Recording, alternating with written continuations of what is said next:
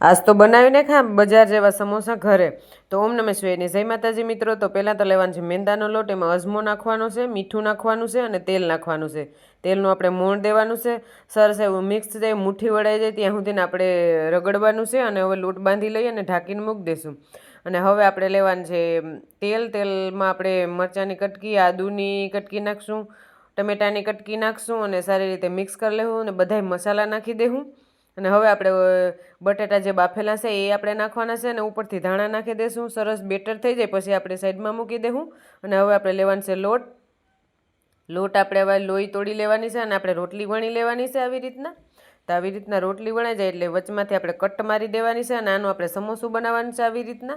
તો આવી રીતના ચારે બાજુ પેક કરી અને સમોસામાં આપણે નાખી દેવાનું છે આપણે બટેટાનું જે પેસ્ટ છે તે નાખી દેવું ને સરસ વાળી લેવું સમોસું. તો સરસ મજાનું સમોસું બનીને રેડી થઈ ગયું.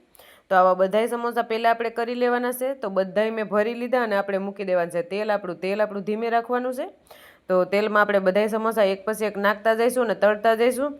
તો આવી રીતના આપણે તળી લઈએ બધાય સમોસા અને ગોલ્ડન થાય ત્યાં સુધી આપણે શેકાવા દેવું.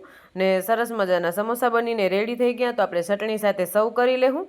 તો જો મારો વિડીયો ગમ્યો હોય તો લાઇક, શેર અને નવા હોય તો સબસ્ક્રાઈબ કરી લેજો.